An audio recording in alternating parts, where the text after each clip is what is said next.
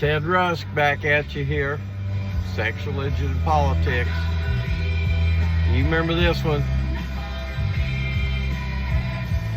Under the gun, so you take it on the run. Good lies. REO Speedwagon, Take It on the Run, off of the High Infidelity album, I believe, which was big and popular about the time I was graduating high school. So we're going to be back at about 80 or 81, something like that. Times were a bit simpler then. Anybody that lived through it's going to tell you.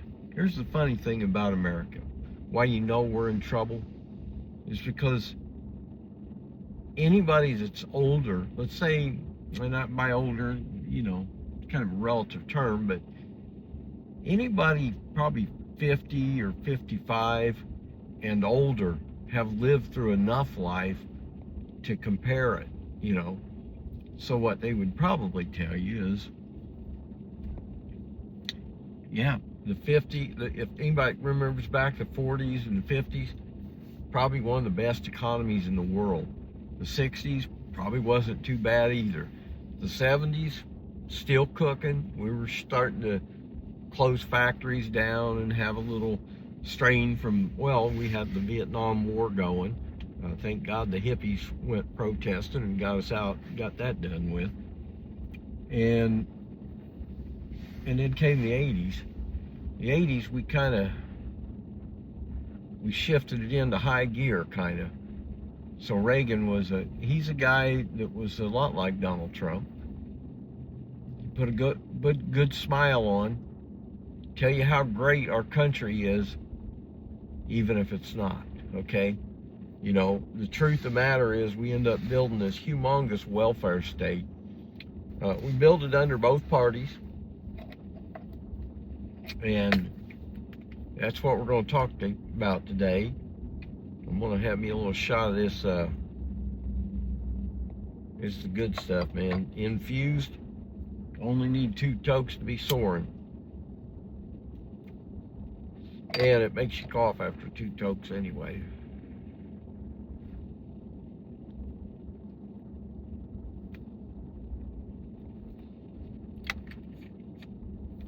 So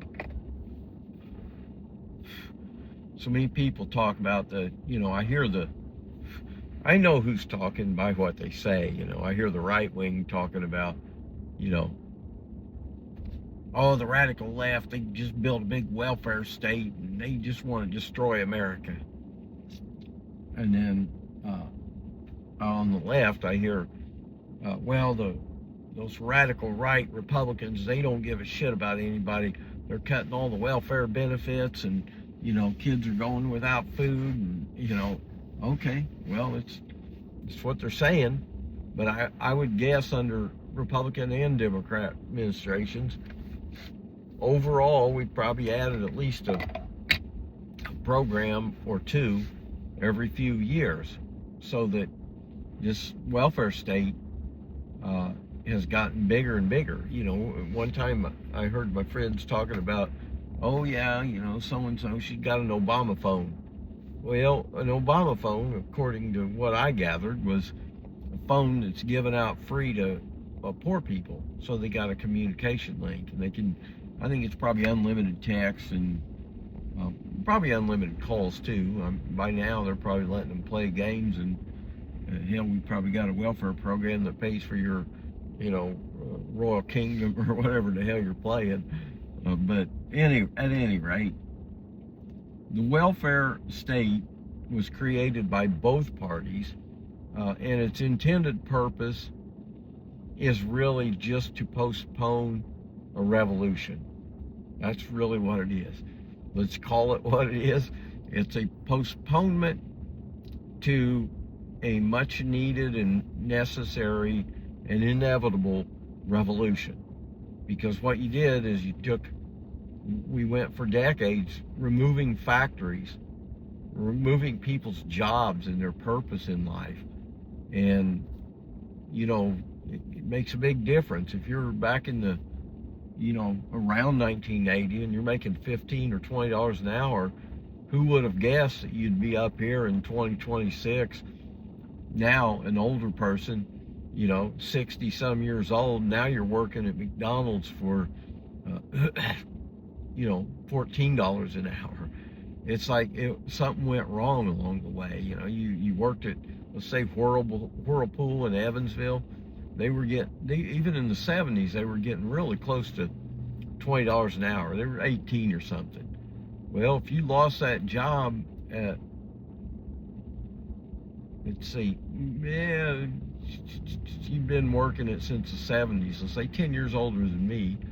So you're in your 70s. You're trying to live off of a Social Security check that barely makes you enough money, because after you lost your job there, you started delivering pizzas or took another job that paid half of that, and then your wages stayed the same for 20 some years, and then now here you are back up to where you were back then, 20 bucks an hour, or something less than that. So that's what it was. It was to replace people's what I would call middle class income. Those guys that had and girls too. The girls were working in factories since, hell, they've been working in there since World War II. In fact, they've been working longer than that. It was just the heavy stuff is what World War II got women into. Welding and riveting and all. Before, though, if you were in a textile mill on the East Coast, man, once they put one of them paddle wheels in the river, now they can run 100 looms at a time. It wasn't just women, it was like little girls and little boys. I mean, child labor, and because the wages were so fucking poor. If you've got 3 kids and you can send them out, they can make enough money to buy a little food in the evening. That's pretty much what people did, and it wasn't wrong at the time, and it wasn't a terrible thing. It was almost a necessity, because this welfare state didn't exist back then. And here's one of the problems with capitalism. It's why it just, in a total unbridled system like ours, laissez-faire, government keep out of the capitalist way and let them do what they want. Well, the system like that will never ever produce full employment. In fact, it doesn't care to.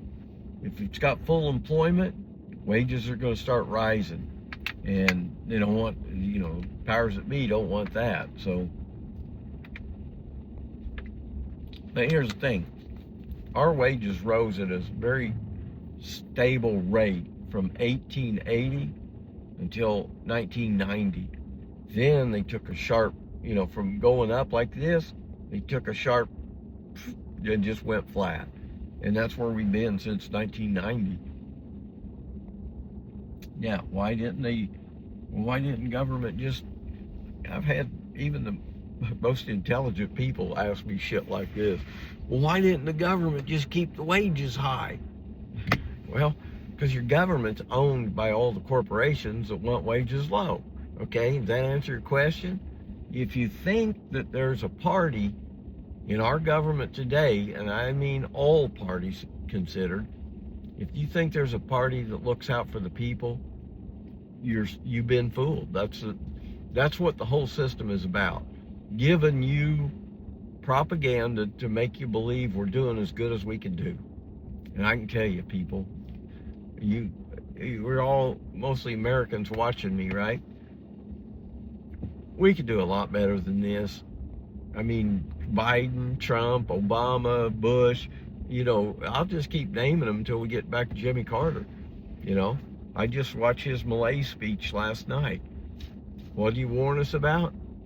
Consumerism. That we're all going to be divided up and split up and don't care anything about our neighbors. And, yeah, he was pretty well right. That was 78 or 9, something like that. And, well, we got a warning 20 years later with Ross Perot. Not even 20 years later. And there was Ross Perot telling us about this giant sucking sound coming from Mexico. That's all of our jobs being sucked down there. Yeah, he was right. Then what did the two parties do after that? Well, they railroaded him so he would go away, get out of the picture. Then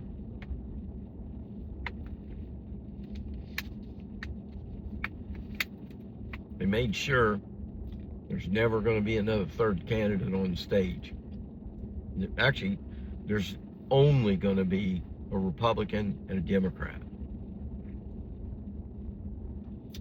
We haven't got to the point yet where we just have one, one party. I mean, we basically got two parties that represent very similar groups of folks.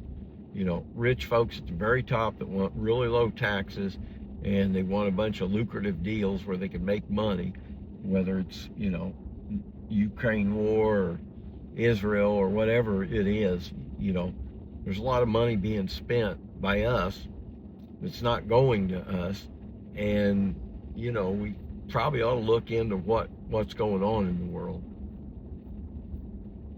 But this is the way it goes. This welfare state thing I was talking about, it's being done so that people won't get so upset that they basically go to Washington, D.C. and demand something else.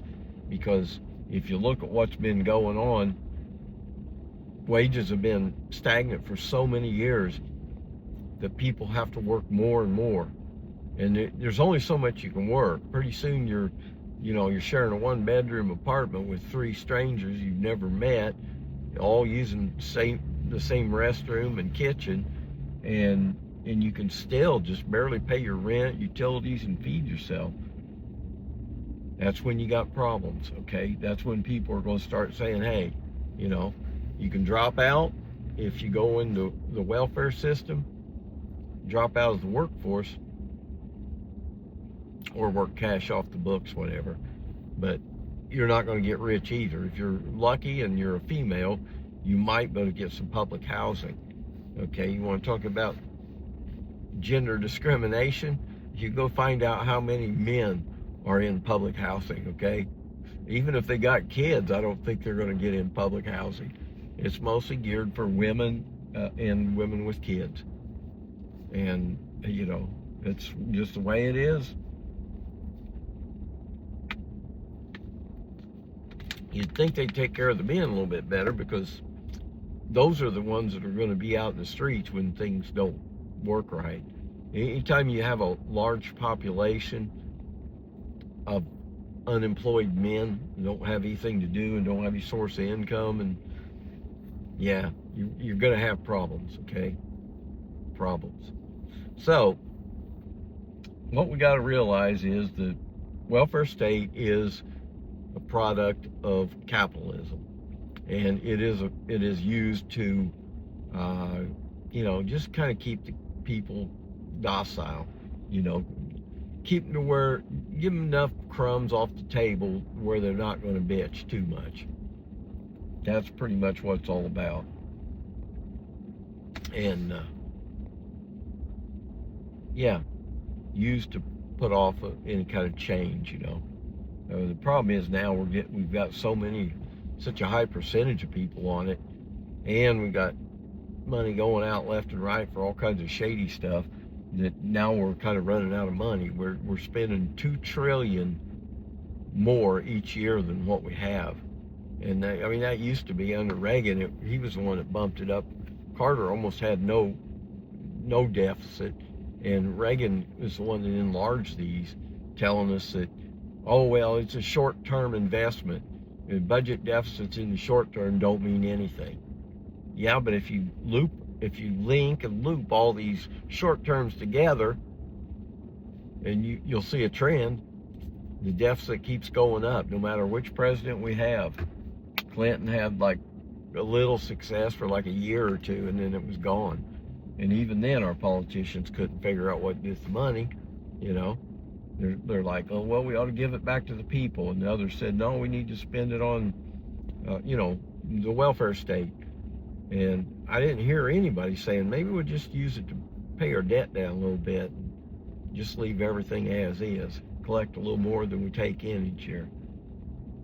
Anyway, that's my opinion on the welfare state. It's a product of capitalism used to prevent revolution, keep people slightly content, just enough to make it through.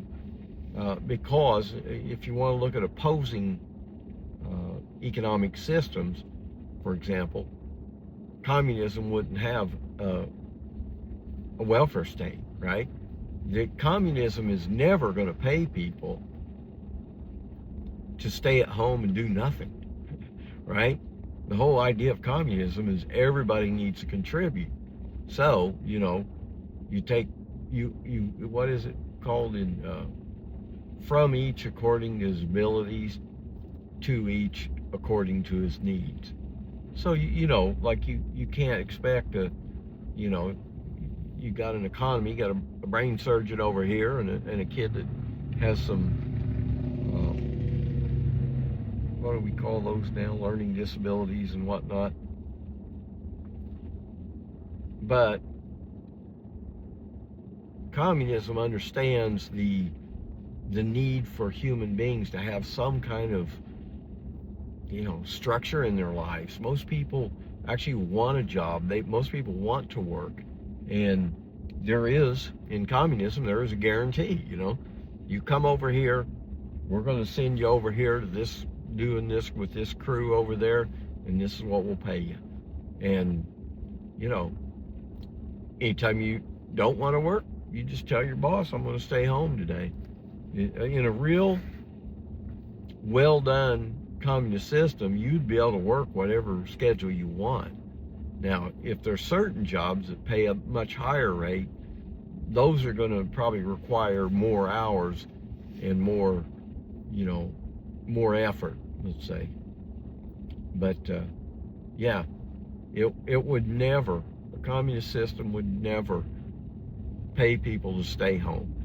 Also, if you want to look at what our system's problems are, communism, back when the Soviets were doing communism and they were building steel mills and they were melting a ton of iron ore over there compared to other countries. And never once did the communists say, hey, why don't we move our steel mill over to this other country that's really poor, and then we'll let them produce the steel really cheap. No, that's not the idea of communism. That's why they didn't do it. The idea is that every job you create is actually a jobs program. So when you build a power plant, it's to feed all the meters out there. But the people that are getting the power are the ones that own the power plant. The rates of their labors are going to be high. These guys are going to be paid extremely well. And that's just kind of how it used to be before wages went stagnant. But anyway, that's a good quick rundown on what they say, what they call the welfare state. And there's a little comparative on the economic scale there. You can think about it, and just remember this about when they say communism, because I notice, it's on the rise now again. Trump's out here blowing off this anti-communist stuff, and I'm like, fucker, he probably doesn't even know what communism is or the main principles of it. Obviously doesn't. He's just another Ronald Reagan. He's just copying out of the Reagan playbook. The problem is our country's been through 40 years of bad times, and when other options will start appearing, communism, I see it on Facebook today as compared to when I got on there, 2018, when I got on like Facebook and social media when I was running for politics. Nowadays, man, there's so much more on there about communism and different groups and whatnot. And I'm like, well, that also is pretty predictable. When the system gets too bad, it's going to be headed for a revolution of sorts. not a civil war like the idiots think. If you're saying, oh, there's gotta be a civil war here in America, it's gonna happen because it's red and blue. I'm like, no, you know what Napoleon said? Napoleon said, civil war is when your government tells you what the two sides are. And that's exactly what we have. We've got, our government is red and blue, and it's telling us red and blue are the problems. You know, you tell the red people that the blue people are the problem. You tell the blue people the red people are the problem, and boom, you got a system that never changes, and both parties can give a ton of money to rich folks. So it's kind of funny when you sit back and look at it, although it is a bit sad and disappointing that so many Americans have been fooled by this and don't see this and don't know what to do about it. The first thing I would do as an intelligent person is I'd be saying, if you're voting for two corrupt parties and they want you to pick the lesser of two evils, I'd just say, no, I'm not going to do it. I'm not going to spend my time researching these two crooked parties. Both of them I know are crooked. You want me to figure out which one's the most crooked and not vote for it. I'm like, nah, I don't do that kind of shit. The intelligent person would just say, I'm not going to vote, and that's where we leave it. So I'll be back here. I'm going to make another video here later and grab me a little bite to eat. You take care. Remember, your government may have been lying to you over these years. Take care. God bless.